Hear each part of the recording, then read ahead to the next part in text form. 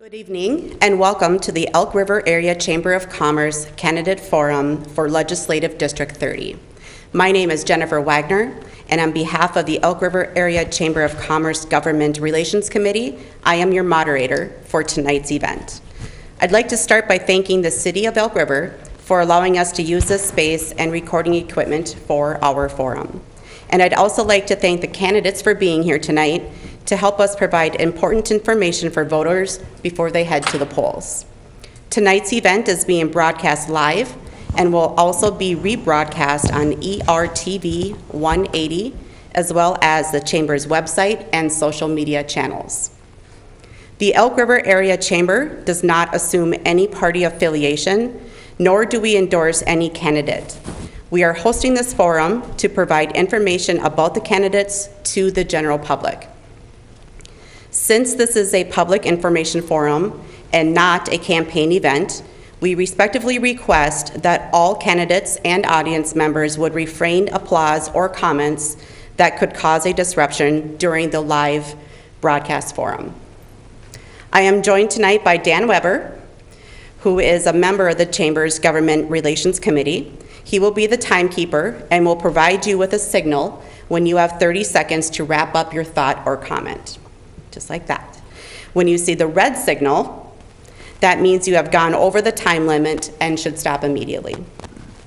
Each candidate will answer the same questions. We will rotate the order of who answers the questions first, second, etc. Each candidate will be given 2 minutes to respond to the question asked. At the end, we will have a 3-minute wrap-up of your thoughts or to cover any topic we did not ask you. We have a very full hour, and therefore, I will introduce each of you as we get started. Do you have any questions? All right, so a quick introduction of our panel here tonight. We have Representative Paul Novotny from 30A, the incumbent. We have the challenger, Chad Hobart, Senator Mary Kiffmeyer, and Representative Eric Lucero from 30B, and challenger Brad Kovach. All right, so let's get started. Our first question, and we'll start over with you, Paul Novotny. If elected, and considering the projected budget deficit, how do you plan to approach building the 2021 biennium budget? I will approach the budget just like a family that has had maybe the husband or the wife have someone laid off and they've had a substantial reduction in their income. In that situation, you would be very careful about what you needed and what were the basics that you needed to have, and you would eliminate the wants and stick with the needs. In the case of the state of Minnesota, we're going to have to make a firm commitment to our core priorities, the most vulnerable of our population, the people that we're supposed to protect. We're supposed to take care of the schools and education and make sure that that is properly done and to have the funding they need to get the job done and get our kids to where they're supposed to be. And we need to take care of public safety and roads and bridges. Those are the core values. There's going to be a lot of hand-wringing, but there also needs to be a lot of soul-searching about what we need to do going forward about what is, the best thing for the budget. For me, raising taxes is not an option because that's just taking more money out of the pot and taking away from people that need it the most. Thank you. Thank you, Paul. Chad, we'll move over to you for the same question. Do you need me to repeat it? Sure, go ahead. Okay. So if elected and considering the projected budget deficit, how do you plan to approach building the 2021 biennium budget? Thanks, Jennifer, and thanks Elk River Chamber for hosting this great forum to keep our citizens informed. I do agree with Paul in the sense that we have to approach the budget as a family budget in the sense that we're going to have to make some cuts. And we're also probably, if we're speaking honestly about our needs, revenue ideas are going to have to be on the table too. But when we talk about cutting spending, there's a lot of rhetoric in the campaign about slashing the budget of Health and Human Services Department, but if you imagine like a sponge, you can only squeeze out so much water out of the sponge before there's nothing else left to squeeze out. But I think we have to prioritize what things we're going to spend money on in a budget year. And since early spring, I've consulted with teachers, superintendents, staff, and parents and students of ISD 728 and 727. And while there are some success stories with our distance learning, one priority is that we in District 728 we have about 14,000 students, and this is a budget year.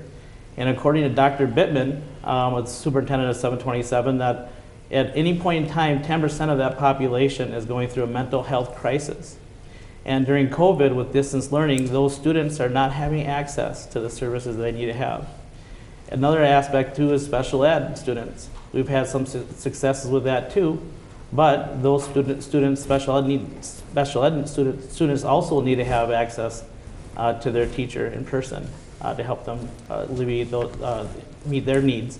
And so when we're cutting the budget, there may be some areas where we have to shift and invest and also prioritize things like that. Thank you. Thank you, Chad. Senator Kiffmeyer.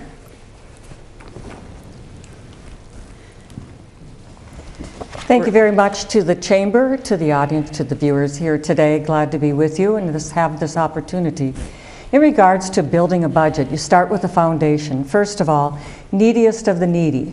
We think of those amongst us in nursing homes, those with disabilities and others who are very dependent upon us collectively through our tax dollars that they are taken care of. That's very, very important. That's a real big foundation.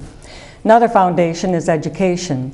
Education has never been cut, even though some very serious budget shortfalls, which happened in the early 2000s. We had a budget shortfall of about $6 billion, but we were able to balance that budget, take care of the neediest, take care of education. We did need to shift, full payments were there. We did need to shift them into another biennium, and in future years we also included a mandate to pay that back as soon as there was a surplus, which was done in the next budget cycle.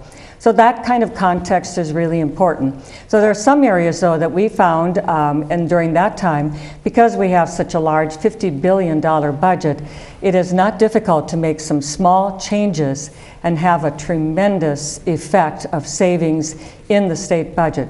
We've all found now through the COVID situation, working from home, working remotely, there are a variety of things that we can do. I think there are a lot of savings. The budget, for the Minnesota budget over these last few years have hugely increased in number of employees and expenses of government.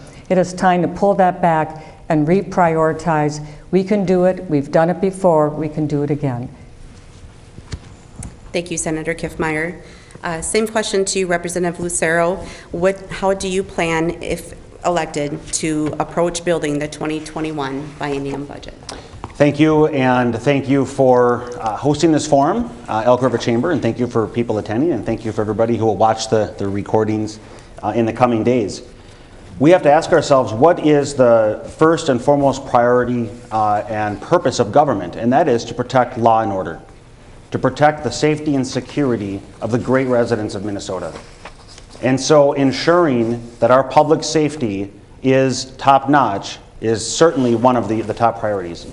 Beyond that, our Minnesota State Constitution has two requirements that we must fund, and they've already both been mentioned in the previous answers, and that is roads and bridges transportation and a quality education, K-12 education. And so those are definitely among the highest priorities. So then the question becomes, where are we going to cut? Because there's an expectation that there will be $4.5 to $6 billion budget deficit next year that must be rectified prior to June 30th of next year. And so one of the things that we examine over the last several years, we've seen incredible squandering of millions of dollars, hundreds of millions of dollars, such as MNLARS, government trying to write software programs that were an abysmal failure. We've seen our nonpartisan legislative auditor confirmed hundreds of millions of dollars of waste, fraud, and abuse that we can cut from our nearly $50 billion budget. So there is much room for that while we prioritize that, which is important for all of Minnesotans. Thank you, Eric. Brad Kovach, we're going to come to you with the same question. If elected, and considering the projected budget deficit, how do you plan to approach building the 2021 biennium budget? Good afternoon, everybody, and thank you to the Elk River Chamber for hosting this forum, and thank you everybody for attending to get to learn more about your candidates. You know, I pretty much agree with the previous points about we're looking at some hard choices here, and we're looking at prioritizing and moving forward with some meaningful programs. And to Congressman Lucero's point, looking at ways to eliminate government waste, and looking at programs to prioritize, maybe make some cuts to, and as well, you know, places what's most important in terms of recovery, and those would be education, of course. Not only are schools facing just the constant challenges of getting enough funding through the legislature, but now with COVID, we've had severe drops in school revenues through tax revenue and whatnot. So it's going to be education. It's going to be looking at ways to stimulate economic growth, which could include legislating for clean energy and some other rural development economic growth opportunities. And again, making those hard choices and go forward with those. Thank you. Thank you. Our second question, Senator Kiffmeyer, I'm going to start this second question with you. And we will talk about renewable energy. During the last legislative session, the Senate and House had several bills circulating that focused on energy efficiency and renewable energy. In general terms, please describe your understanding of how energy efficiency and transforming more of the electric generation resources to renewable sources may impact residential and commercial customers. Thank you very much for that question about renewable energy. What's really important is to realize that energy is the lifeblood of everything that we do. Right now we're in this room and we couldn't do this without all the energy, the electricity that is provided. We have to be very careful about mandating. Mandating can really affect things in unintended ways that put at risk our energy needs that we have, which are absolutely crucial. I remember just a few years ago, we ended up with a loss of energy for heating in the middle of winter. And you just can't have that, especially in Minnesota. So first of all, multiple sources, multiple ways of having energy and not being solely dependent upon one. Certainly, propane is very clean from point source to end. Nuclear energy is the most carbon-free. Support nuclear energy. We have electric cars, we have gas-powered engines. All of those are important. As a matter of fact, to those who are on the low income, gas-powered cars are the most important to them. It's what they can afford. It's the most efficient and effective. As I visited with other energy producers, they have found that solar energy and wind energy are definitely they're coming on strong, they're getting more efficient. However, Minnesota, how much does the sun shine? In Minnesota, where is the wind blowing? That base load power is a risk that we have that we cannot afford. So we need to be sure that we protect our energy sources and let the market decide. You are the market. People of you who use and choose to use your energies, you are able to speak to the market. But the most important thing is prices will go up if you make mandates and demands beyond that which the sectors are able to produce efficiently. Thank you, Senator Kiffmeyer. Chad, I'm going to come to you next with the same question. In general terms, please describe your understanding of how energy efficiency and transforming more of the electric generation resources to renewable sources may impact residential and commercial customers. Thanks, Jennifer. For me, renewable energy means hydro, wind, and solar energy. And when I think of renewable energy, 4 words come to mind: strategic, realistic, balanced, and aspirational. For strategic, I see renewable energy as essential to counteract climate change. I believe the science. I believe it is real. I also think some people mix up climate change with weather. But if you make an honest effort to dig a little, you can determine the difference and identify the issues. By realistic, I feel we should not handicap or disrupt the economy as we transition to renewable energy. For balanced, like carbon credits, new jobs should be created before others are phased out. I also feel emerging technologies should be seriously considered, like carbon capture technologies to help with the transition. This approach may have helped workers at Sherco, and I met with Boilermakers there, and they feel they never even had a seat at the table. And finally, for aspirational, I think it's good to set targets, plan, and provide incentives to encourage investment into renewable energy. But I believe market forces are ultimately going to make renewable energy a reality. I personally would like to see residential solar panels made right here, made in the USA. Currently, most of them come from China and Taiwan. Thank you. Representative Novotny, same question to you. Thank you, Jennifer. I believe in the all the above plan, and I think that the only way we're going to find what is the next best thing is if the government quits picking winners and losers. I think that when they start incentivizing one or another, or picking a winner or a loser, that we don't get the best.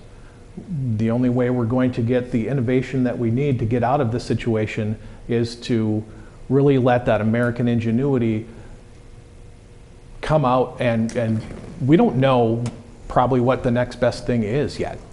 But if we let the government obstruct or decide what that next best thing is, it's not going to be the next best thing. It'll be the best thing that had the best lobbyist. That being said, on the solar panels and the wind, this is Minnesota. We only need to look back about 2 weeks or 3 weeks ago that California was going through rolling brownouts because they've eliminated so much of their base load. Governor Newsom came on and said, hey, unplug your air conditioning, unplug your refrigerator. We need to drop base load because we don't have enough electricity. What are we going to do in the middle of winter when that happens? We can't do that. When we start eliminating things like our coal base or the nuclear base, that is just a recipe for disaster. So we need to get out, let the energy companies do what's best, and that will come through. We're already ahead of where the Paris Accords would have had us had we stayed in the Paris Accord treaty. Okay. Thank you. Let's come over here. So Brad, I'm going to let you start over here.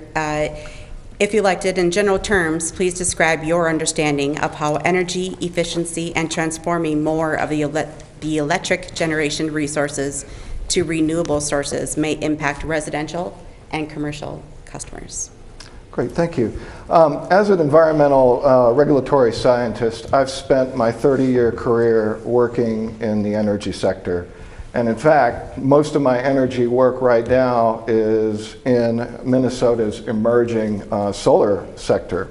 But let me give you some numbers here, and I want to, kind of spring off of Senator Kiffmeyer's point about our generation portfolio. It does need to be strong, and it will need to always rely on natural gas as backing to maintain that base load. But now, here's some interesting facts. Wind has replaced coal as the new baseload. Solar costs have decreased by 88% since 2009.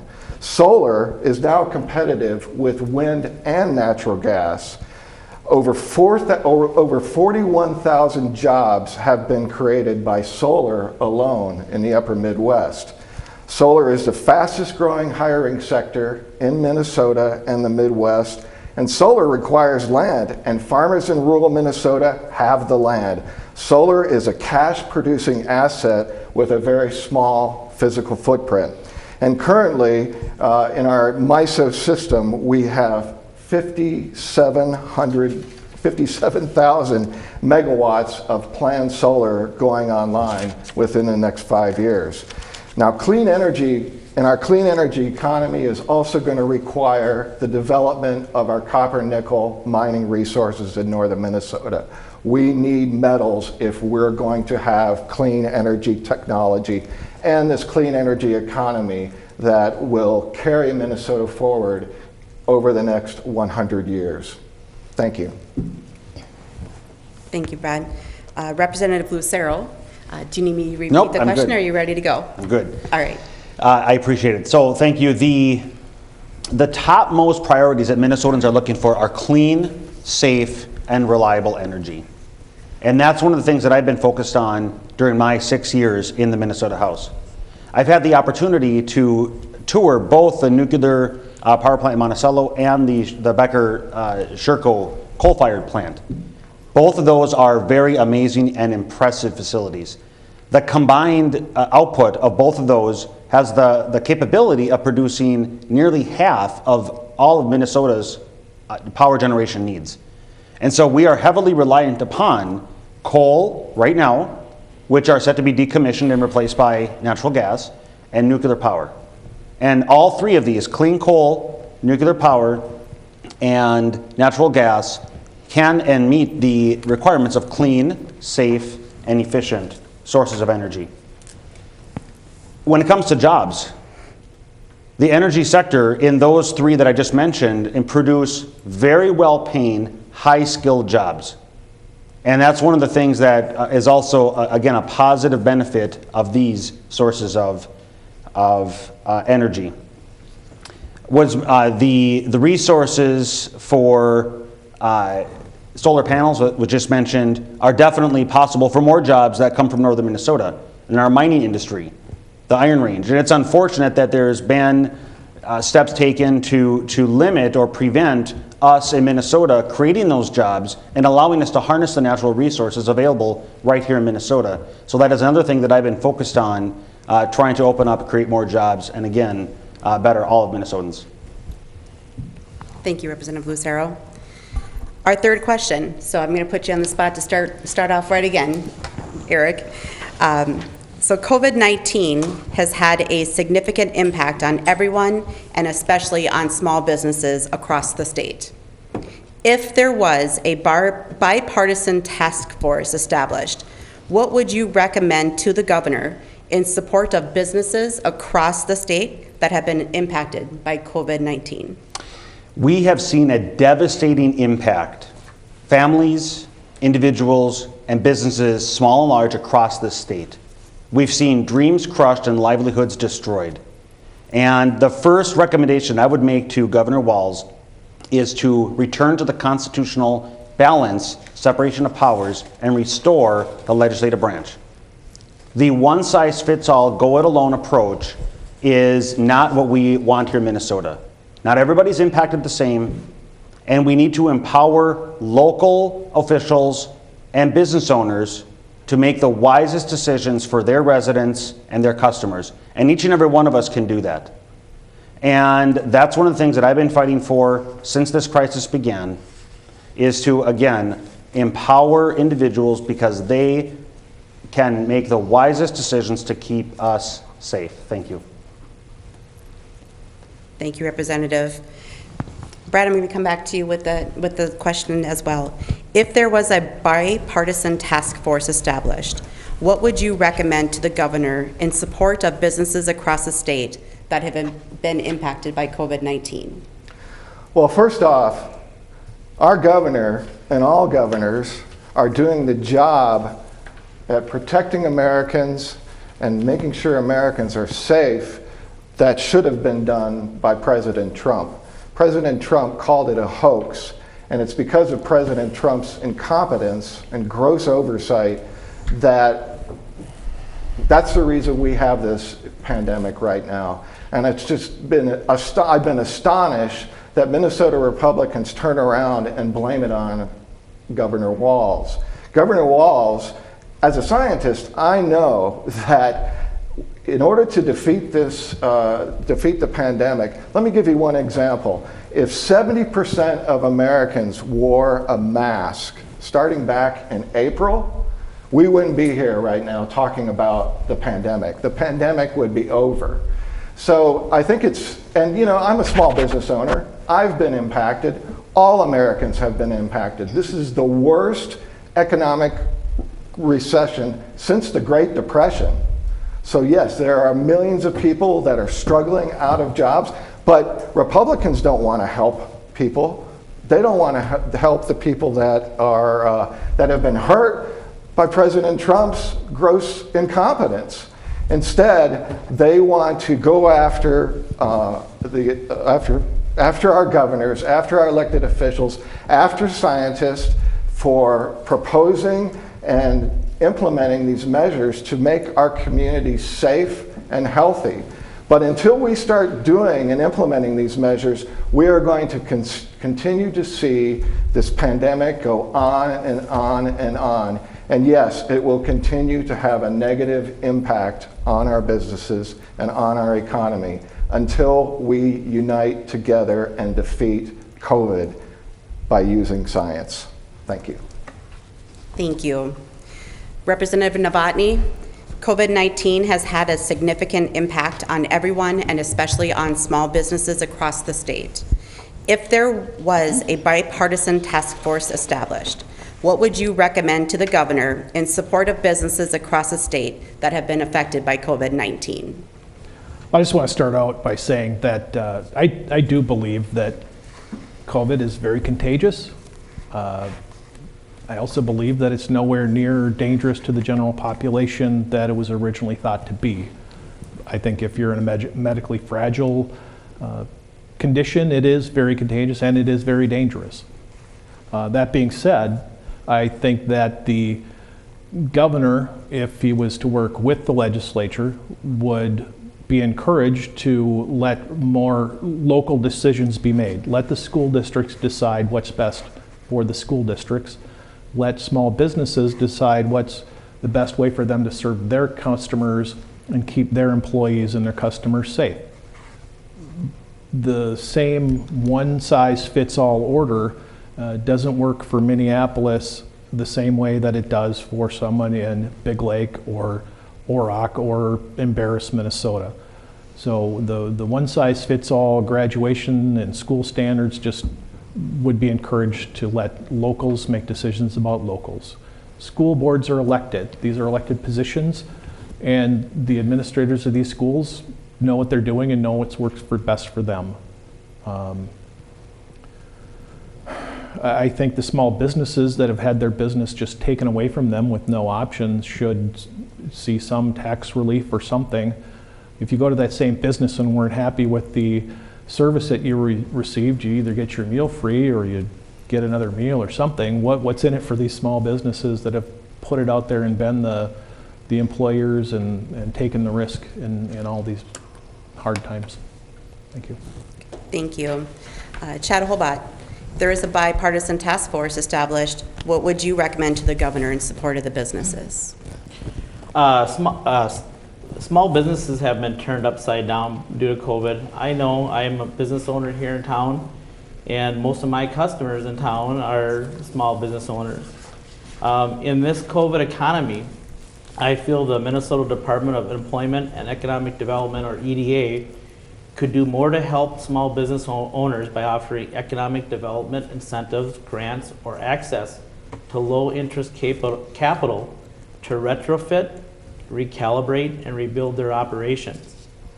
Now, the state government can announce different ratios for large gatherings, either by recommendation or mandate, but customers will not patronize a business unless they feel safe. I think the best way to do this is to embrace common sense guidelines like wearing face covers and social distancing to inspire confidence in your business. And also, too, the biggest thing that I think we have to do, and there's distinctions in this race between the candidates, is we have to get our economy moving again and keep our kids, families, and coworkers safe from COVID. It's not an either or. We can do both simultaneously. And, you know, with unemployment going up and the economy in recession, we need a stimulus to jumpstart it. And by contrast, my opponent, Paul, I really like you a lot, but you voted 5 times against the bonding bill for local construction jobs. And those local construction workers will spend their paychecks right here in our community and maybe at your business. So I don't quite believe in Herbert Hoover economics. It doesn't work during a recession, but infrastructure investments do. And Paul just said that he wanted to support roads and bridges, and I think that's a good distinction for the voters in this election. Thank you. Senator Kiffmeyer? I have the question, thank you. Okay. After 5 times, I'm good, thank you. So the very question, though, is in regards to forming a bipartisan task force to the governor. You know what that's called? The legislature. The legislature is the bipartisan entity that established by our Minnesota Constitution. The legislature is the voice of the people all across the state of Minnesota. 134 House districts, 67 Senate districts, each of us listening to our own constituents, bringing our voices together through the legislature, and then sending bills to the governor with the governor's input. It is time to get back to the governing of the Minnesota Constitution, that the legislature do its job and do its work. We're very capable of that, and that needs to be reestablished as soon as possible. I have voted to end the governor's emergency powers. Every single month he renews his powers, not because masks aren't helpful, or, by the way, washing your hands is way more, and don't touch your face. All those kinds of public health things are excellent. However, protecting the vulnerable, quarantining the sick, all those things, that's classic public health. As a registered nurse, that is long-standing. And by the way, in the Brandenburg entity that is coming together with scientists across the nation, across the world, matter of fact, lockdowns do not work. Severe measures do not work. They cripple the economy, and by the way, they also harm people. Isolation in our nursing homes has taken lives as well, not just COVID. And we have school children, we have our law enforcement that is being called out for mental health. Mental health is seeing people, getting together, associating. We need that. End the emergency powers, let the legislature work together. We can do that. And by the way, we still get the flu, and we take the flu vaccine every year. It's also a virus. We're going to have to manage this thing and manage it with balance between those who need to be out and about, making our economy run, and those who need to be sheltered. Thank you. I know I said we were only going to have 3 questions, but we have a little bit of extra time. So with everyone's okay with a nod of the head, I've got one more question for you before we do wrap up. So would that be okay? Okay. Representative Novotny, I'm going to start with you, and it will be the same question for everyone as well. What's the one, if elected, what's the one major issue you plan to address?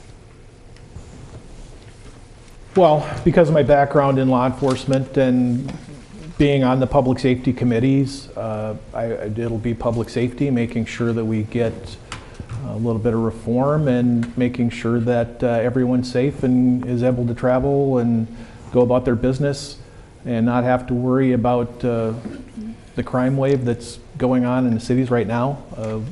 Anyone that didn't see this coming after the defund the police movement in Minneapolis, you know, how did you not see that coming? This is obviously a result. We're going to have to deal with that. Are there some things we need to change? Yes. And you know, one of the things I brought in, I saw a Facebook ad that was running against me about how we should have training for de-escalation, and there should be mandatory training for duty to intercede. And I got one piece of legislation passed in my short time at the legislature. That one piece of legislature that I had passed, it was an amendment that added a duty for police departments to train their people on duty to intercede and duty to intervene. I'd just like to add that, you know, I come from a background of law enforcement training in use of force and firearms, and those are all things we've been doing for a long time at our department. Well, I retired in May from the sheriff's office. That's old hat for us. And there was a lot of things that they're currently doing in Minneapolis that, you know, we got away from a long time ago. I hope that that's the kind of thing I can have some contributions and continue to make better. We've got great law enforcement in Sherburne County and Elk River, and I'd like to see that continue for everyone. Okay, thank you, Paul. Chad Holbot, I'm going to ask you the same question. If elected, what's the one major issue you plan to address? I think the number one issue that we have to address, because everything kind of revolves around it, is we have to get our economy moving again and keep our families, coworkers safe, and children safe during COVID. And we can do both simultaneously. And when we talk about economic development, the bonding bill did pass with bipartisan support. 25 Republicans voted with it, and 34 Democrats did. And that's the kind of thing we need to have more of, working together. And in my opinion, party line legislators don't get it. Now, when we talk about economic development, we have some things that we can work on. For example, in northern Sherburne County, we have a tax opportunity zone. But that's going to require getting our congressional delegation to reauthorize more so that we can put more back down into our localities to have that happen. And I'm okay with that. I don't care if the person is a Republican, Democrat, or anyone else. It was good for our district. It was good for creating jobs. It was good for keeping our family and coworkers safe. I'm going to take a swing at it because I believe in calling balls and strikes. Now, the city has instruments like TIF, tax increment financing, that they can use to bring businesses in, but we could be looking at other types of incentives to bring more big business in. Now, we do have some bright spots with Sherco closing down.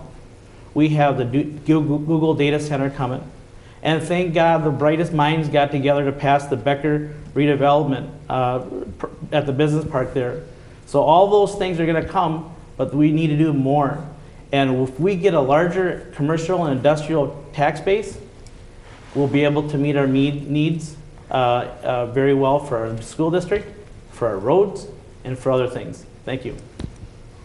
Thank you, Chad. Senator Kiffmeyer. So in regards to the next legislative session, I think the one thing that I have worked the hardest on is to make sure that the budget is balanced, but without tax increases or fee increases. We have a history. We've done this the last time we had a $6 billion budget deficit. Plan to do that again. It's hard work. It takes digging in and looking at things and studying and working together in a bipartisan fashion as well. But it is really important because to pro-job growth policies, you raise taxes, you suck up all the money for creating jobs. All you have to do is raise those taxes, and then the folks are stuck with, they don't have the money in their checkbook to spend for school supplies, clothing, buy refrigerators, take care of things that they need in their family. You take that money away, then you have stymied the economy. Because every time a dollar is left in the pocket of the taxpayer, every time that dollar moves, it usually generates some form of a sales tax, income tax, property tax, you name it. Sorry, just the way it is. So you keep the dollar moving in the private sector, that will help the government also eventually come out of it.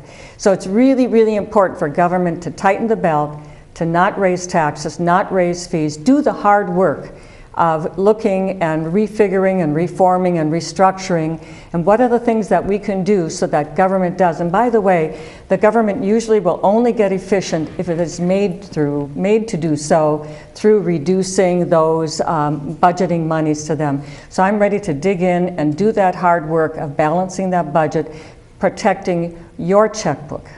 Thank you. Thank you, Mary. Representative Lucero, what is your one major issue you would address? Thank you. Well, the senator took the words right out of my mouth, and that is We need to resolve the budget deficit. That's going to be the top priority when we get back into session. Again, $4.5 to $6 billion is what's estimated, and my priority is to raise that, or to solve it without raising taxes. And the budget is a direct result of the economy having been shut down.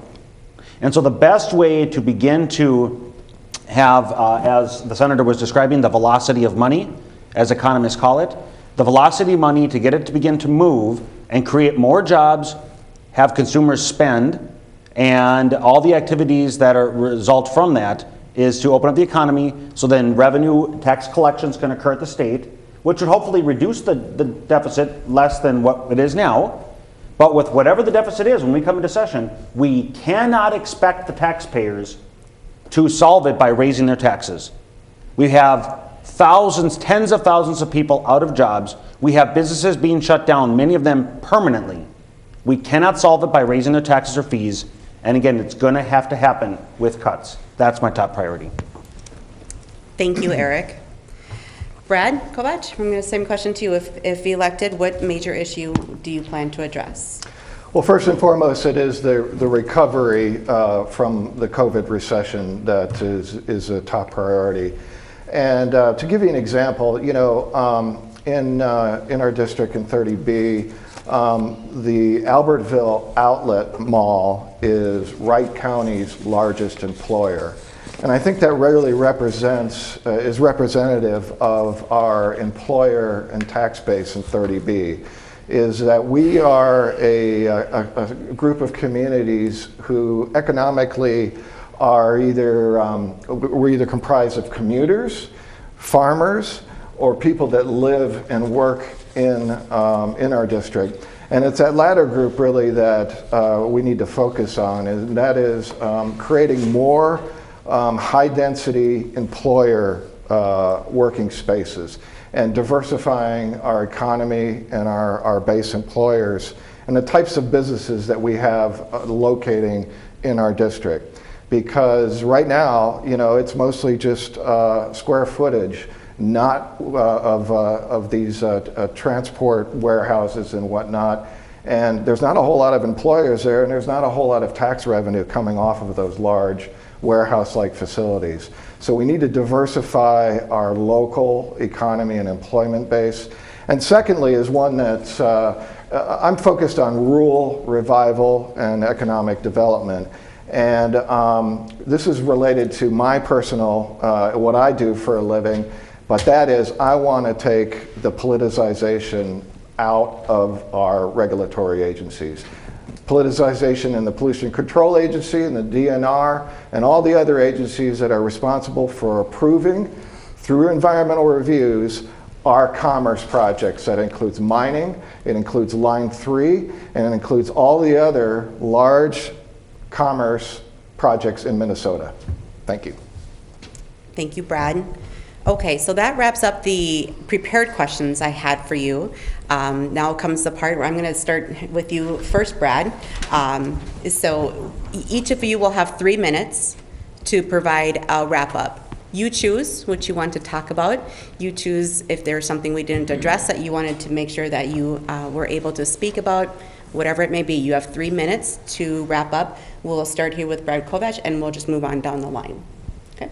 Great, thank you. What I do for a living is I do environmental impact studies and permitting.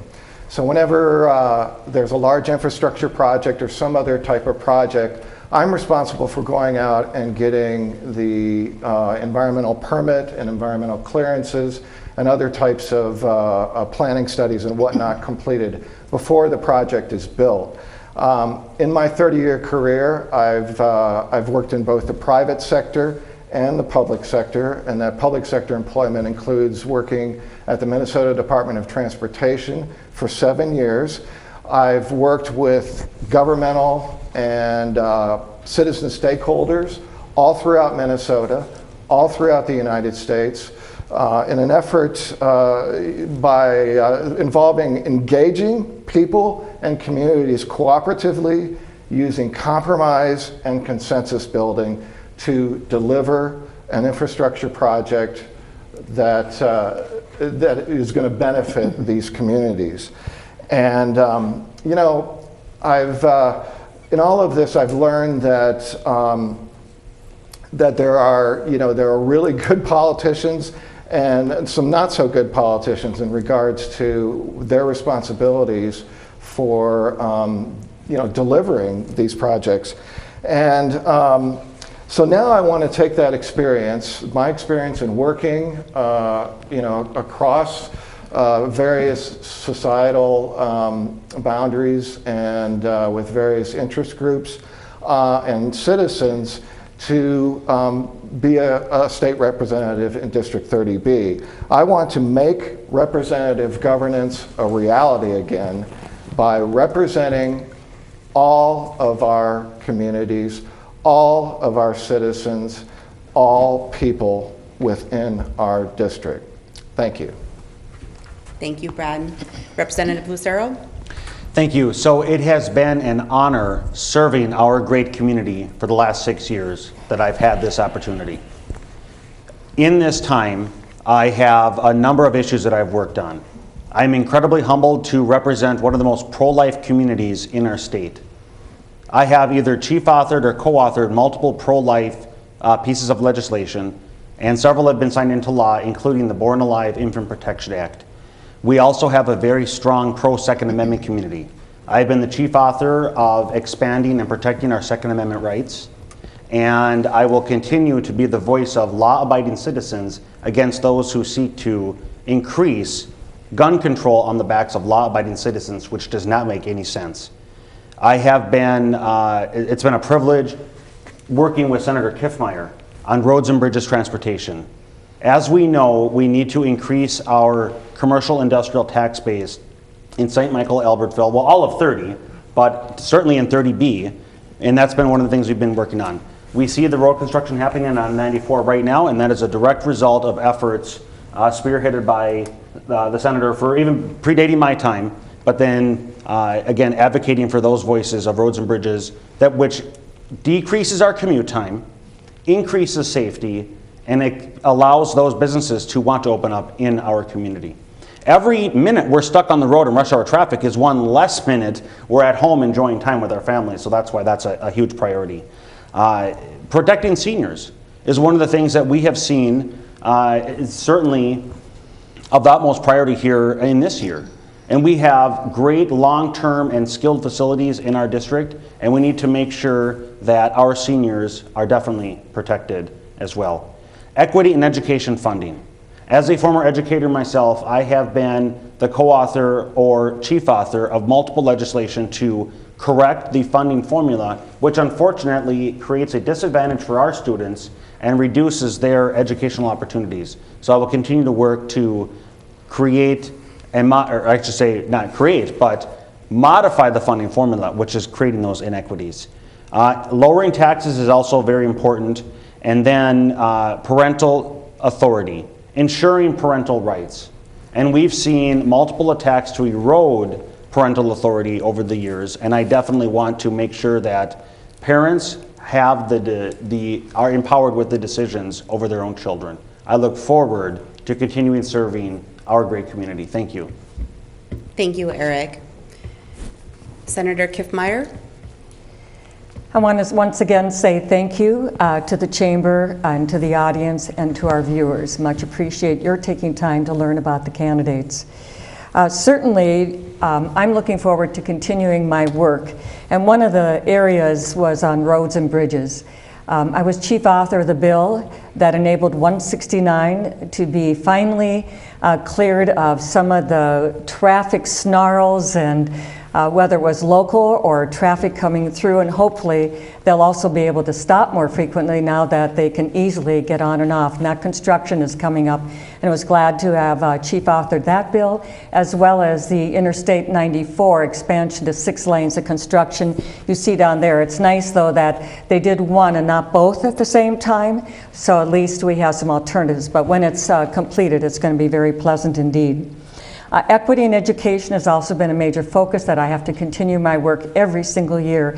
It's really hard to make progress on that, but we continue working on it, some small progress. One of the best things that I've heard from our local superintendents, though, is would you please untie my hands?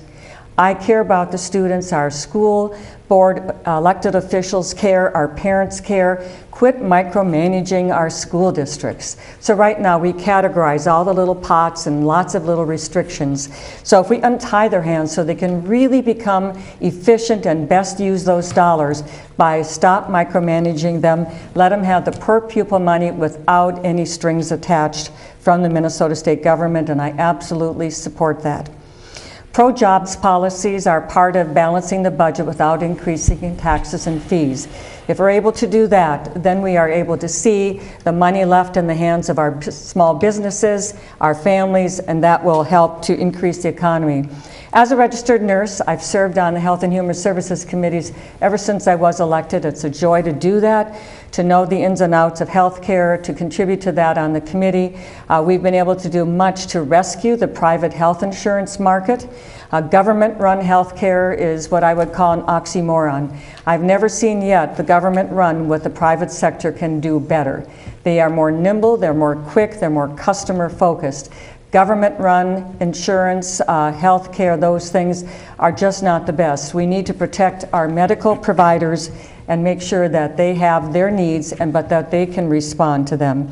I have a proven record of results, and I believe that's why I've been endorsed by the Minnesota Peace and Police Officers, Minnesota Citizens Concerned for Life, NFIB Small Business Association, the Minnesota Farm Bureau, the NRA. I'm rated A+, strong supporter, Second Amendment, individual right to keep and bear arms, Housing First, and Minnesota Chamber Leadership. I work hard, I listen, I'm present, I'm available, involved, and I so much enjoy working with the local leaders. Thank you.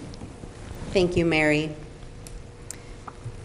Chad, let's have your wrap up. Yeah, thank you, Jennifer, for moderating this discussion for us, and thank you, Elk River Chamber, for putting this, and the people that are in the audience. People watching on TV, they want to learn a bit more about what I believe in. They can go to chadhobotforhouse.com. That's chadhobotforhouse.com. Now, when we talk about the election, you know, we have the budget's going to be a big issue coming up. But I think priorities that I'm talking about are really in alignment with the voters in this district. I think everything is going to be overshadowed by creating jobs and economic development and keeping us safe during the COVID. Now, there's lots of ways about going about it, and I admit that I don't have every answer. But I do know a couple things. I can get the facts. 2,882 people have died of COVID in Minnesota. By contrast, 314 people have died in car accidents in 2019. So we don't have any problems with seatbelts, but why do we have problems with common sense guidelines? So if I could get one idea into the public debate, is don't listen to the people on TV giving lip service to common sense prevention techniques you can use to keep your friends and the people sitting next to you safe. Wear your mask, social distance. Then we can keep our businesses open, and then we can keep our families safe. Now, when it comes to jobs and economic development, I admit I don't have the best idea, but I'm committed to working with those that I can to find solutions. And we have the tax opportunity zones that we can look at more in detail with. We can look at the bonding when it comes around the next biennium, you know, for our priorities down the road. But those would be my priorities, is to create jobs and economic development. And I'd be honored to have the opportunity to serve our community. I'm not doing this for a part-time job or a full-time job, but I would work my tail off for a couple years to help us create more jobs and economic development for our community. Thank you for the opportunity to be here today, and have a great night and be safe. Thank you, Chad. Representative Novotny? Thank you, Jennifer. Thank you, Debbie, for putting this on, and the chamber and the city for letting us use the facilities. For everyone out there watching, thank you. This is an important decision, and I hope at the end of this broadcast that you'll have a lot better idea on who you're going to vote for. I've been blessed. I had the opportunity after the special election in February to walk onto the floor of the House 7 days after the special election, and I worked for 4 of those 7 days in between. But I walked onto the floor of the House, and I looked up and I realized that a farm kid from Elk River, whose family lost the farm when he was in high school, 35 years later is walking onto the floor of the House, and his name's on the vote board. You know, I thought back to the days sleeping in a closet, working my way through college, and think America is a great place if you work and do what you're supposed to do and don't do what you're not supposed to do. It's a great place, and it gets me choked up every time I think about it. As I said before, public safety will continue to be an important issue. And that is my wheelhouse, and I will continue to stay active in that. I want to point out that I do support the bonding issues that are legitimate bonding issues, things that are going to create jobs and have regional effects and create tax base. So I do support those, even if I didn't vote for the bonding bill. By not voting for the original bonding bill that came up on the first time, we've eliminated hundreds of millions of dollars. Things like the Bottineau light rail line or the passenger train to Duluth that no one was going to ride. By taking those no votes, every time we did that, the bonding bill got a little smaller, and it's going to get to something and cut a lot of fat out. We still have 2 amphitheaters, outdoor amphitheaters, that we're funding in this current budget. $29 million to replace an emergency operations center that we didn't need because we already have one. So that farm background for me really instilled the need to be financially careful and not take on debt and make a decision about what's the difference between a want and a need. And that's going to be really important going into the next budget's fights that we're going to have. It's been an honor. I think there's a clear difference between the 2 candidates, and I think I represent 30A's priorities and values, and if you agree, I ask for your vote. Thank you, Paul. All right. Thank you, everyone. That's a wrap for tonight's candidate forum for Legislative District 30. Thank you again to all the candidates. And on behalf of the Elk River Area Chamber of Commerce Government Relations Committee, thank you for watching, and go out and vote. Thank you. Good night.